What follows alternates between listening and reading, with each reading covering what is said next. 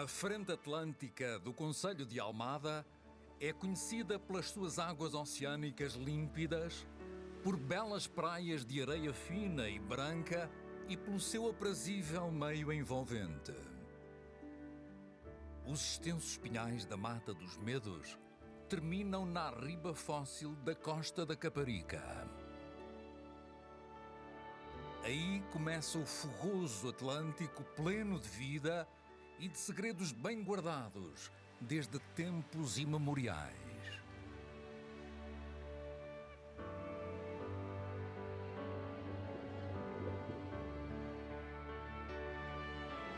Almada, banhada por um mar de histórias.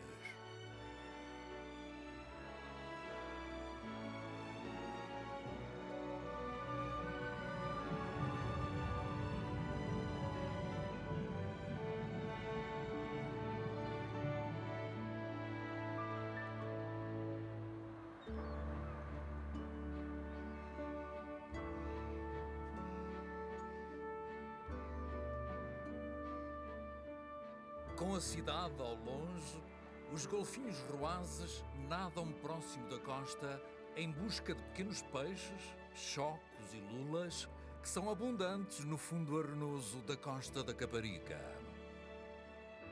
Voando por cima deles, as gaivotas, oportunistas, aguardam os despojos da caça. Nas praias, a vida segue o seu curso natural, após uma longa época de veraneio, durante a qual os visitantes desfrutaram de um cenário único, emoldurado pelas escarpas douradas da arriba fóssil da costa da Caparica, que são um dos traços mais marcantes da paisagem do concelho de Almada. Esta estrutura natural, que chega aos 90 metros de altura, funciona como uma parede que limita toda a zona atlântica de Almada e acompanha a planície litoral situada entre a arriba e o oceano. Esta planície abarca um vasto campo de dunas, atualmente ocupado por terrenos agrícolas, zonas urbanas e acaciais, e um extenso cordão de dunas que faz a transição para a praia.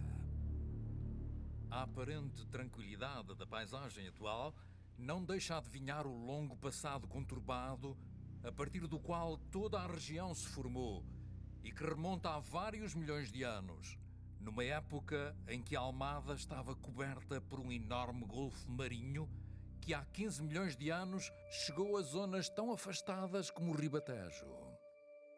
A maior parte do território de Almada esteve submersa até há pelo menos 10 milhões de anos, no Miocénico Superior. Durante este período foram-se depositando várias camadas de areia e argila que retiveram conchas, ossos e dentes de animais marinhos e cujos fósseis podem hoje ser observados em vários locais da arriba. Há cerca de 3 milhões de anos, durante a época Pliocénica, as águas do oceano recuaram, dando lugar a um grande rio, que foi o precursor do Tejo atual e que desaguava na região entre a Fonte da Telha e a Lagoa da Albufeira. Esse rio foi responsável pelo transporte e deposição dos conglomerados e areias grosseiras que hoje constituem as camadas superiores da arriba fóssil. Há cerca de 35 mil anos, o mar voltou a baixar e ficou 60 metros abaixo do nível atual. Por essa razão, a linha de costa situava-se mais ao largo do local que hoje ocupa.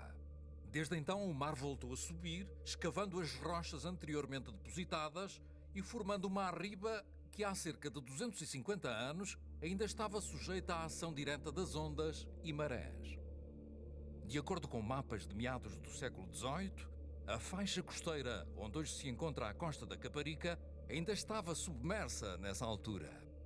Pensa-se que terá sido por ação do grande sismo de 1755, que assolou a zona da Grande Lisboa, que toda esta área se elevou, tendo a linha de costa recuado de forma significativa. A antiga arriba litoral ficou assim afastada do mar, tornando-se uma arriba fóssil. Com o tempo, as areias de praia e de duna foram-se depositando ao longo da planície costeira e no topo da arriba. Desde então, a paisagem atual foi modelada pela ação erosiva da chuva e do vento. O extenso pinhal que existe atualmente sobre a Arriba foi mandado plantar pelo rei Dom João V, com o objetivo de fixar as areias de duna e impedir o seu avanço sobre as terras agrícolas do interior. Estas dunas fixas, situadas no topo da Arriba, chamam-se medos, e são elas que dão o nome à reserva botânica da Mata dos Medos, criada em 1971, e que desde 1984 está incluída na área de paisagem protegida da Arriba Fóssil da Costa da Caparica.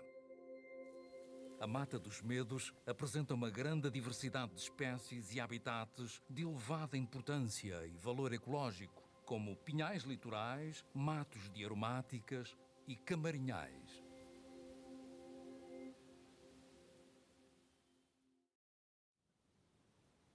A manutenção de planícies litorais, como a da Costa da Caparica, só é possível devido à existência de dunas que funcionam como proteção contra a inundação marinha. Estas barreiras naturais são formadas pela acumulação das areias da praia que, depois de secas pelo sol quente do verão, são transportadas pelo vento até às dunas. Para que a areia se fixe, é fundamental o papel desempenhado pela flora dunar, que ajuda a reter as partículas sedimentares. É o caso do feno das areias, que se instala na frente marinha das dunas e cujas raízes possibilitam que as areias, ainda muito móveis nesta zona, se comecem a fixar. Isso permite o estabelecimento de outras espécies, contribuindo para a construção da duna primária que se desenvolve gradualmente para o interior. As longas raízes do estorno formam uma densa rede que ajuda a estruturar as cristas dunares, favorecendo ainda mais a consolidação destas dunas. O seu crescimento é acelerado com o soterramento e quanto mais areia for fornecida ao sistema, mais o estorno aumenta a sua rede de raízes.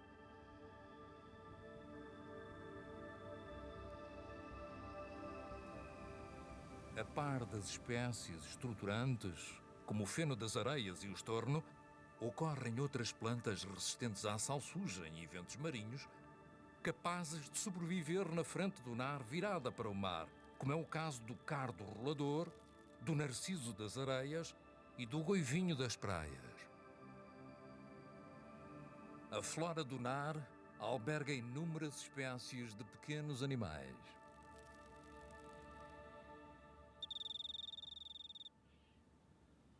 O borrelho de coleira interrompida é uma das espécies de aves que habitam zonas litorais que aproveita as dunas para nidificar. A sua coloração permite-lhes ficarem camuflados na areia e a flora mais densa das dunas primárias garante proteção aos seus ninhos. Quando há crias, os borrelhos adultos procuram atrair os intrusos para longe dos ninhos e, em caso de perigo real, não hesitam em recorrer a uma encenação peculiar, junto ao solo, em que fingem que estão feridos e vulneráveis. Arrastam uma asa pelo chão ou cambaleiam, na esperança de serem tomados como presa fácil. Nos vales interdunares e dunas secundárias, desenvolvem-se outras comunidades de plantas menos resistentes aos fatores marinhos, que têm necessidades maiores em matéria orgânica e nutrientes. É o caso da erva pinheira, de folhas suculentas, a perpétua das areias, que nos dias mais quentes traz às dunas um aroma forte a caril, ou a herniária, uma pequena planta rasteira cuja distribuição mundial é restrita às zonas costeiras do sul de Portugal. Ao longo da planície costeira, existem extensos acaciais e pinhais. As matas das dunas da Trafaria e Costa da Caparica, plantadas entre finais do século XIX e inícios do século XX, servem para segurar as areias e proteger as terras interiores.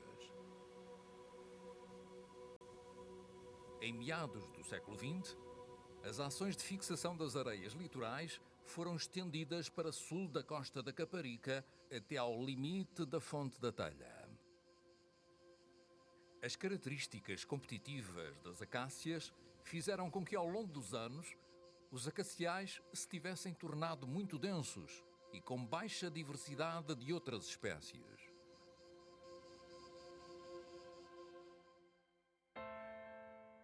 A oeste, o concelho de Almada é inteiramente banhado pelo Atlântico e apresenta uma extensão de praias com mais de 14 quilómetros. Na frente urbana de praias, existem pontões rochosos que, além de protegerem contra a força do mar, servem de habitat a diversos organismos marinhos. A ação das marés, muito ampla nesta latitude atlântica, expõe grande parte do substrato rochoso durante a maré baixa.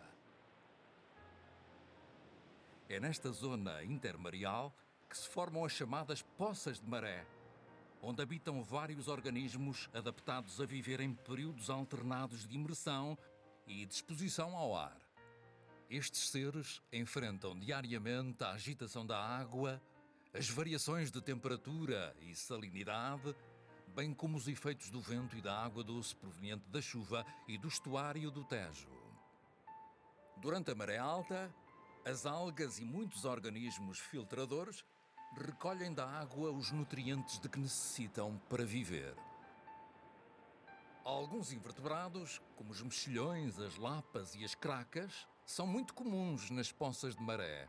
Vivem em grandes aglomerados e servem-se de conchas e placas que as protegem da desidratação quando se encontram imersas.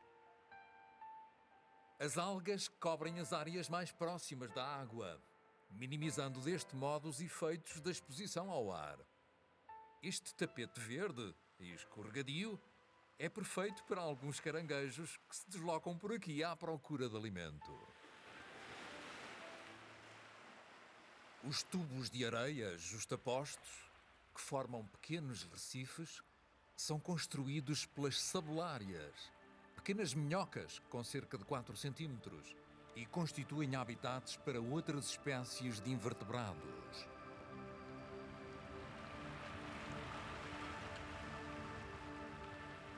Algumas espécies de anémonas retraem os seus tentáculos quando estão expostas ao ar, enquanto outras não possuem essa capacidade.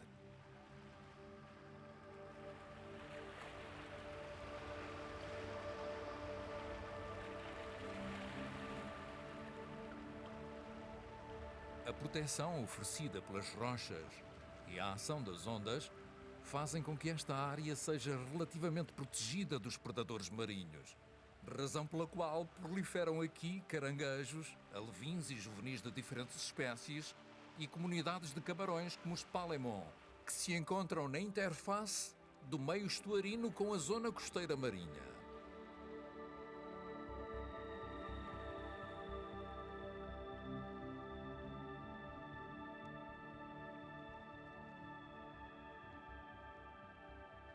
Um dos peixes mais bem adaptados à vida nas poças de maré é o caboz.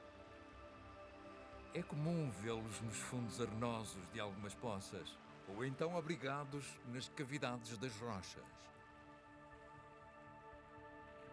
São peixes muito curiosos, que se juntam frequentemente em grupo quando algo lhes capta a atenção.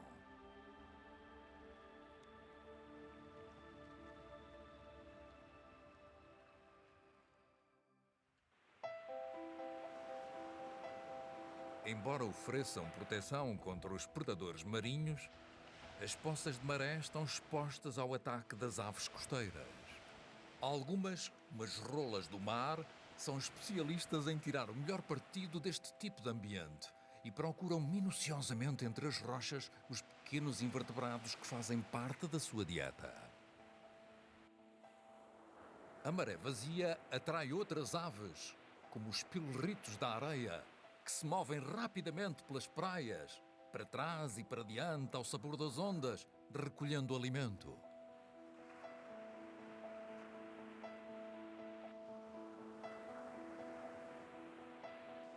Os pilorritos da areia são relativamente pequenos e passam o inverno nas zonas costeiras do Atlântico e do Mar do Norte. Em Almada podem ser observados em grande número.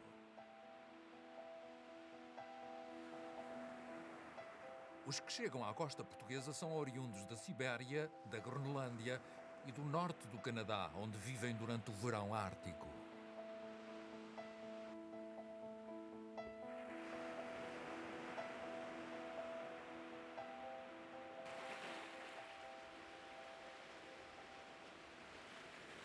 Logo abaixo da zona de marés, encontram-se tainhas e diferentes espécies de sargos que têm nestas áreas autênticos berçários, uma vez que aqui encontram abrigo e alimento.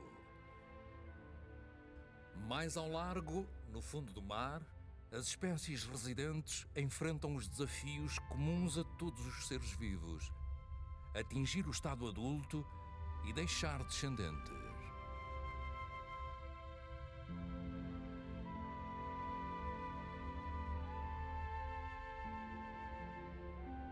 Um nudibranquio agarra-se às algas, lutando contra a corrente. Ao seu lado, um rascaço ou peixe-escorpião aguarda pacientemente uma presa. As cores e as formas são variadas e surpreendentes. Os espirógrafos são poliquetas que vivem ancoradas no fundo rochoso, no interior de um tubo por elas construído. Na sua região anterior, possuem apêndices plumosos que utilizam para respirar e agarrar partículas orgânicas suspensas na água, das quais se alimentam.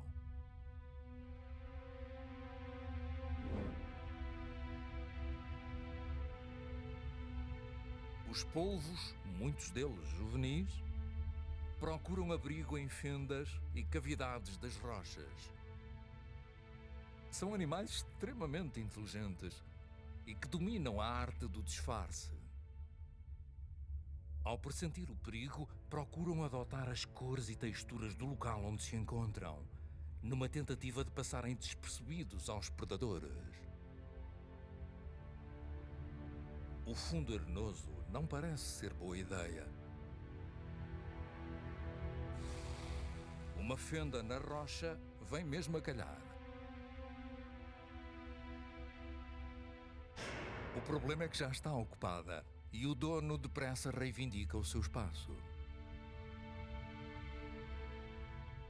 O polvo é um animal solitário. Muda frequentemente de abrigo e sai durante a noite para caçar crustáceos e outros invertebrados. Desloca-se apoiado em 8 braços, mas em caso de necessidade, dispõe de um sistema de propulsão a jato muito eficiente. Retém água no manto e expulsa-a com grande pressão através do seu sifão. Para escapar aos predadores, possui como defesa uma bolsa com tinta negra que liberta quando se sente ameaçado. Cada braço tem inúmeras ventosas, dotadas de receptores químicos e de pressão, que lhe permitem detectar presas e locais de abrigo. As fêmeas nunca abandonam as posturas. Deixam de se alimentar e cuidam dos ovos até ao nascimento dos pequenos polvos, morrendo de seguida. Numa região onde o fundo é constituído essencialmente por areia, existem alguns conjuntos de rochas isoladas que são focos de biodiversidade. Estas rochas constituem um substrato distinto do envolvente e a sua colonização é feita em primeiro lugar por microalgas. As mucilagens produzidas pelas microalgas originam um biofilme a partir do qual começam a aparecer os primeiros consumidores e depois toda a cadeia trófica. As rochas são muito diversificadas e têm zonas com enclaves e saliências cuja luminosidade varia com a profundidade. Como tal, começam a aparecer muitos microhabitats, aproveitados por diferentes organismos, que dão lugar a nichos ecológicos diferenciados e a uma grande diversidade, tanto de espécies bênticas como mais tarde espécies pelágicas. Para além do biofilme, o aparecimento de diferentes espécies de macroalgas vai contribuir para dar proteção a outros organismos que diferenciam ainda mais esses habitats. E daí existir à volta da rocha um verdadeiro hotspot de biodiversidade. Este habitante dos fundos rochosos tem o nome comum de rodovalho bruxa e pertence à mesma ordem dos linguados e das solhas. O corpo achatado é resultado da sua adaptação à vida junto do fundo, onde se alimenta de pequenos peixes e crustáceos. No seu estado adulto, não possui simetria bilateral e durante o crescimento, um dos olhos migra para o outro lado da cabeça, ficando os dois olhos proeminentes na face que está voltada para a superfície.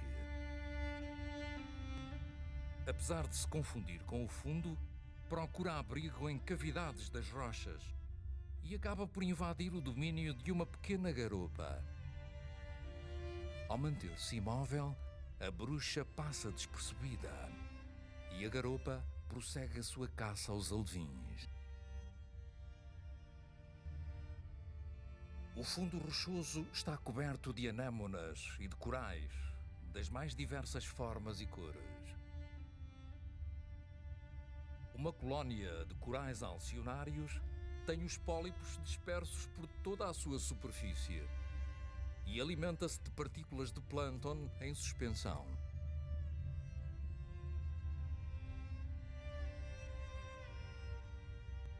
Uma garopa procura expulsar um rascaço do seu território. Desta vez é bem-sucedida e volta imediatamente para o seu posto de vigia. Todos os recantos das rochas estão tomados por alguma das espécies residentes e todas elas desempenham um papel importante na cadeia alimentar. As famílias dos belénios e dos góbios, conhecidos por cabozes, estão muito bem representadas com espécies de vários tamanhos. Habitam nas cavidades das rochas e vivem em permanente estado de alerta. Os locais de caça são estratégicos e os seus alvos são pequenos crustáceos. Servem-se das barbatanas peitorais para se apoiarem no fundo e percorrerem pequenas distâncias. O rascaço, ou peixe-escorpião, representa a ordem dos scorpeniformes. Vive em fundos arenosos e rochosos do litoral, mas pode ser encontrado até aos 700 metros de profundidade. Alimenta-se de crustáceos e de pequenos peixes. Os seus espinhos dorsais, venenosos, são uma arma defensiva temível. Os safios são grandes predadores que passam a maior parte do tempo dentro de uma toca, embora sempre à espreita de uma oportunidade de caça. São excelentes predadores noturnos e alimentam-se de diversas espécies de peixe, crustáceos e cefalópodes. Atingem a maturidade sexual entre os 5 e os 15 anos de idade e têm a particularidade de se reproduzir apenas uma vez durante a vida. Entretanto, as posturas variam entre os 3 e os 8 milhões de ovos. Em dias de águas límpidas, os safios adultos nadam livremente na coluna de água, dando largas à sua curiosidade.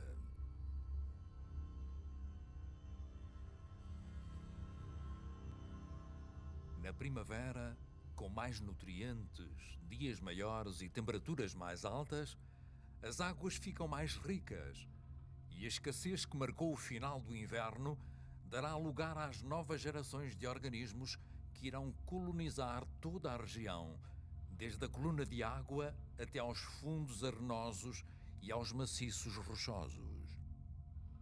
Mas até ao início do verão, o fundo marinho continuará a ser dominado pelas espécies residentes, como os enigmáticos chocos. São cefalópodes com concha interna, capazes de se dissimularem no ambiente em que vivem, tornando-se quase imperceptíveis. Possuem um sistema nervoso e órgãos sensoriais muito desenvolvidos. E tal como os polvos, os chocos são animais inteligentes e curiosos, que não resistem à tentação de investigar o que se passa à sua volta. Caçadores exímios, os chocos alimentam-se de peixes, moluscos, crustáceos e outros cefalópodes. Nadam impulsionados pelo movimento ondulatório de uma única barbatana, que circunda todo o corpo, exceto a cabeça.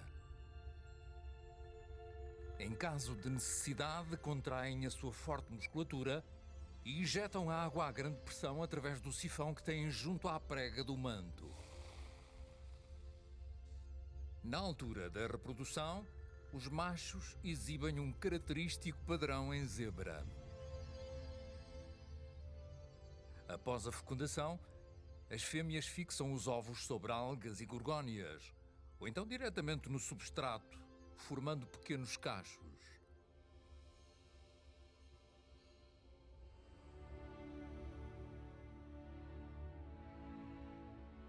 Os peixes-lua, ou mola-mola, são frequentadores assíduos do Mar da Caparica, que lhes garante uma boa parte da sua dieta, composta essencialmente por medusas, pequenos peixes, grandes quantidades de zooplâncton e algumas algas. Outras vezes, usam as zonas rochosas do fundo como estação de limpeza. Imobilizam-se na vertical, convidando as judias e outros pequenos peixes residentes a alimentar-se dos seus parasitas.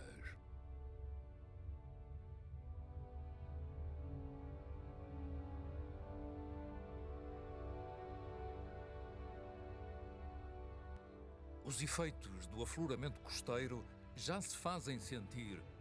A vida prolifera na região com a abundância dos nutrientes que promovem o crescimento das comunidades de fito e zooplâncton. Algas e animais microscópicos que constituem a base da cadeia alimentar.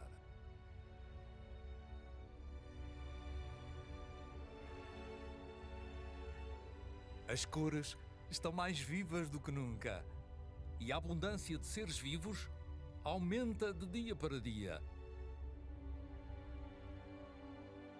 O fitoplâncton é o principal produtor do oceano e é constituído por grupos diversificados de algas microscópicas que habitam a parte iluminada da coluna de água, a zona eufótica.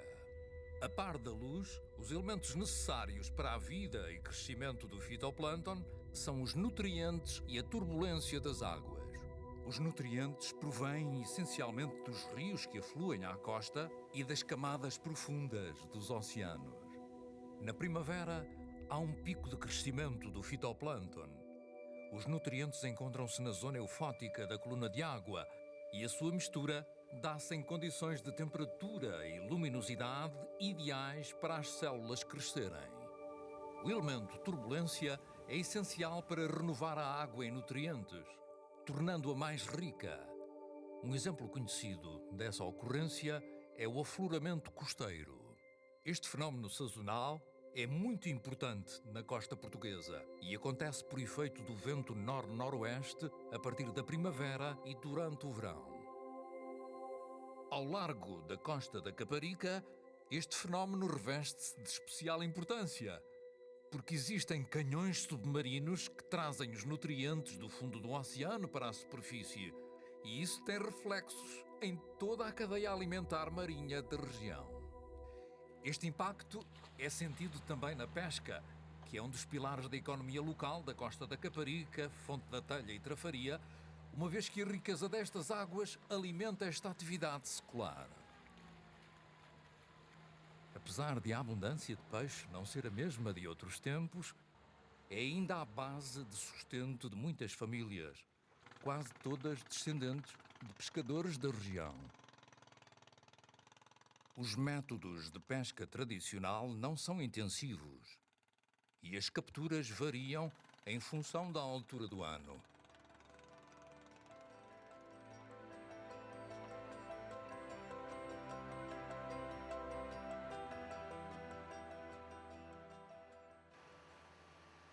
Durante o verão, a abundância de sardinha movimenta inúmeros recursos pesqueiros e a sua captura chega a durar vários dias.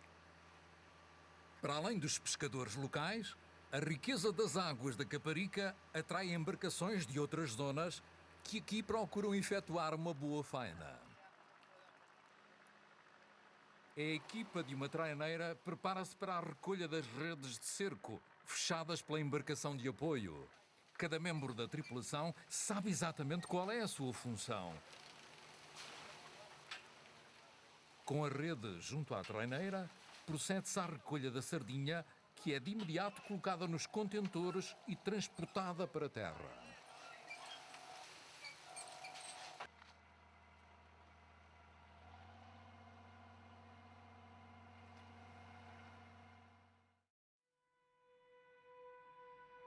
A arte de chávega é praticada na zona da costa da Caparica desde o século XVI e está relacionada com a sedentarização de pescadores oriundos de Aveiro, Ilhavo e Algarve. O areal, extenso e plano, e as atividades agromarítimas na zona adjacente à frente marinha foram fatores que determinaram a utilização da arte chávega em detrimento de outras técnicas de pesca. Nos seus primórdios, esta arte exigia um grande esforço dos pescadores no momento de puxar as redes. Isso fez com que ficasse condicionada às comunidades pescatórias, também dedicadas à agricultura, cujos animais de tração facilitavam essa atividade. A chávega é uma técnica de arrasto, através da qual o peixe é cercado com uma rede que varre o fundo arenoso.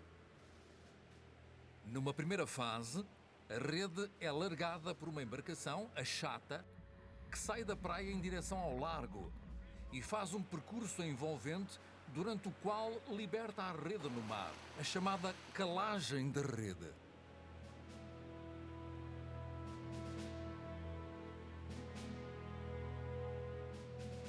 Até à década de 1960, a arte chávega constituiu a principal técnica utilizada pelos pescadores da região.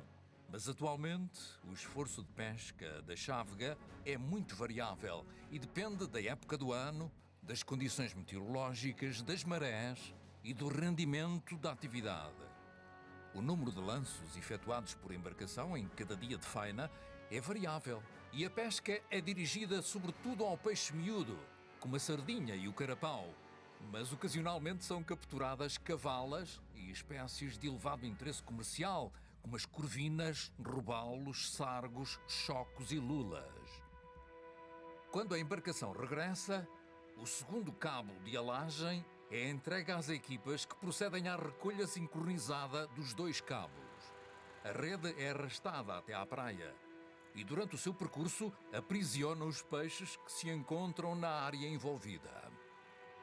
Dada a importância socioeconómica que tem no concelho de Almada, a autarquia celebrou em 2001 um protocolo com o Centro de Oceanografia da Faculdade de Ciências da Universidade de Lisboa para identificar as espécies capturadas e avaliar o impacto da arte chávega nos recursos marinhos. Este estudo tem vindo também a registar um aumento de espécies com afinidades mediterrânicas e subtropicais que pode estar relacionado com alterações climáticas.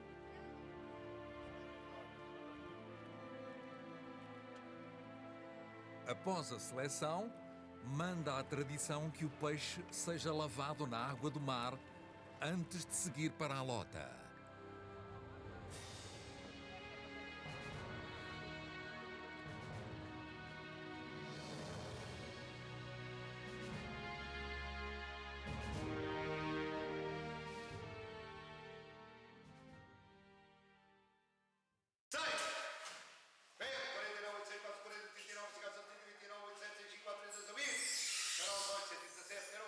Após a captura, o valioso pescado da região é entregue nas lotas e nos postos de venda.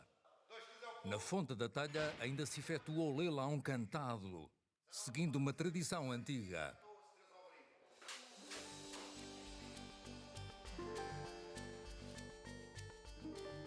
O peixe fresco é depois canalizado para os mercados abastecedores.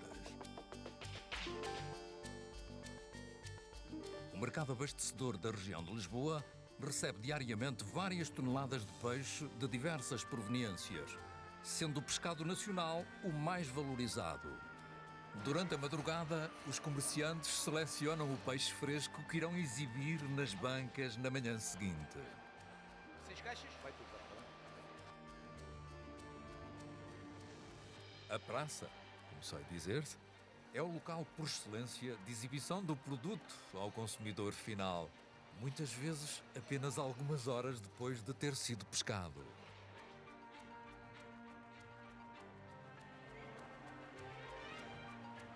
Os mercados municipais mantêm a proximidade entre os vendedores e os clientes ou fregueses num ambiente recheado de cores e de cheiros. Este ritual de procura de peixe fresco e da melhor qualidade parece espelhar a estreita e secular ligação ao mar que corre no sangue dos portugueses.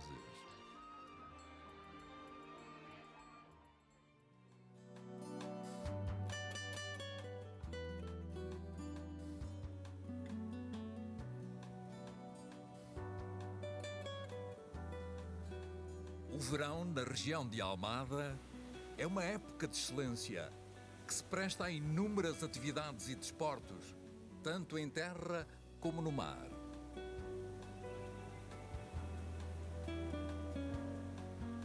Entretanto, no fundo marinho, os animais vivem ao ritmo da estação, indiferentes ao que se passa à superfície.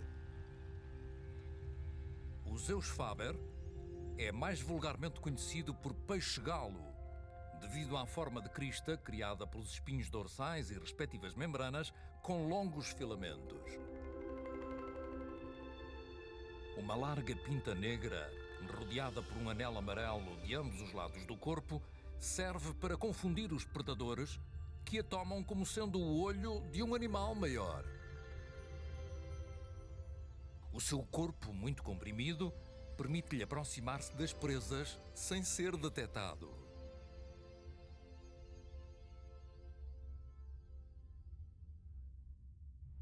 Os ritmos de vida, no fundo, variam de acordo com as espécies. Uma estrela e um pepino do mar cruzam-se a 25 metros de profundidade. Apesar de terem formas distintas, são ambas equinodermes e as duas espécies são aparentadas. Os pepinos do mar alimentam-se geralmente de seres vivos e nutrientes existentes no sedimento. As estrelas do mar preferem alimentar-se de moluscos bivalves e gastrópodes. Os equinodermes possuem um complexo sistema de lâminas, canais e válvulas, o sistema aquífero ou ambulacrário, relacionado com a locomoção, respiração, circulação, excreção e percepção do animal. Os pés ambulacrários, providos de extrema sensibilidade, possuem paredes musculares e ampolas que acumulam líquido, e é o aumento de pressão desse líquido no sistema que determina a expansão dos pés e que permite que se desloquem. As navalheiras são abundantes no fundo rochoso e normalmente ocupam pequenas fendas. No estado adulto, a carapaça fica coberta por uma camada aveludada. Por vezes, apresentam um comportamento agressivo. Estes caranguejos, que muitas vezes são observados aos pares, são necrófagos, mas podem alimentar-se também de outros caranguejos, mexilhões e moluscos. O lavagante é outro dos habitantes notívagos dos maciços rochosos do fundo. A base da sua dieta são invertebrados como poliquetas, caranguejos ermita, moluscos e equinodermes. As pinças servem para se defender. De ampla distribuição na costa portuguesa, A lagosta é uma das espécies que é fácil encontrar ao largo da costa da Caparica. À noite alimenta-se de algas, esponjas, poliquetas, moluscos e crustáceos. Quando tem oportunidade, a lagosta revela a sua faceta de necrófaga, alimentando-se de animais mortos.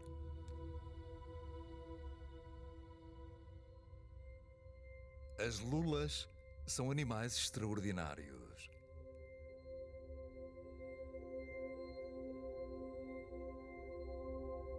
Oito tentáculos curtos e 2 mais longos, estes cefalópodes abundam entre os 20 e os 250 metros de profundidade. Movem-se utilizando 2 barbatanas laterais, ou através de um poderoso jato de água que projetam pelo sifão. Existem em quase todos os tipos de habitats e reproduzem-se ao longo do ano todo, embora o período mais intensivo de desova tenha lugar entre dezembro e abril. As fêmeas depositam perto de 20.000 ovos em cachos de tubos gelatinosos que ficam agarrados à rocha ou então a outros objetos sólidos. Para desviar a atenção sobre a sua postura, nadam freneticamente à volta dos invasores em coreografias elaboradas.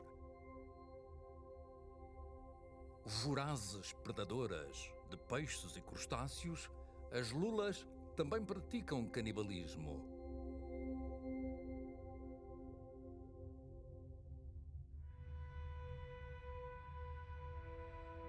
O início do outono é uma época de fartura.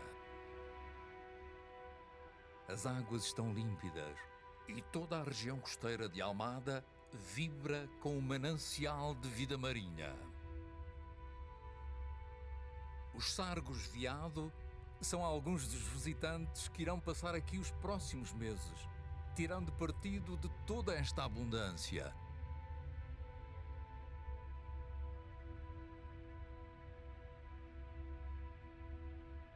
Desde a superfície até ao fundo, enormes cardumes de carapau aglomeram-se em movimentos coordenados, procurando aumentar a possibilidade de sobrevivência em caso de ataque.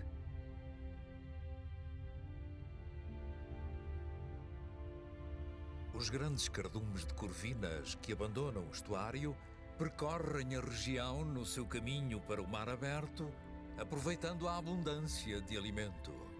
Estes peixes, que vivem e se alimentam perto do fundo do mar e nas camadas imediatamente superiores, podem ter mais de 1,5 metro de comprimento e um peso superior a 30 quilos.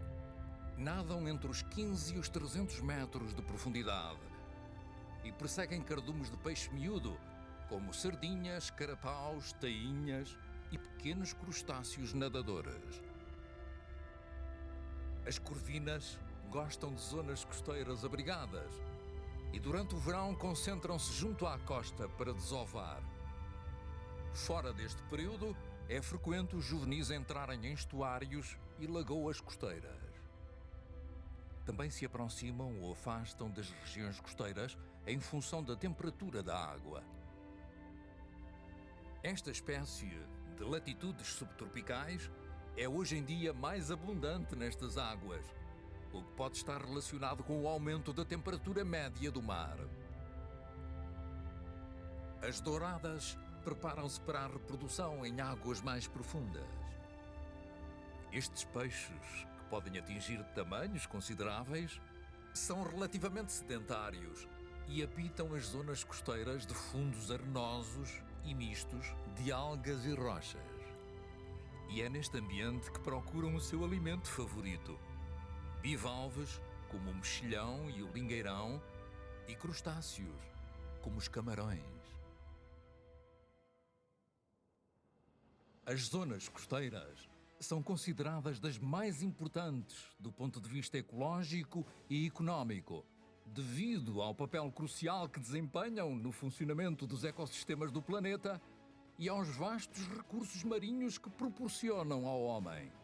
A Frente Atlântica de Almada para além do seu enquadramento cênico e praias de elevada qualidade, que são o destino de eleição de milhares e milhares de pessoas, é um verdadeiro oásis de vida selvagem.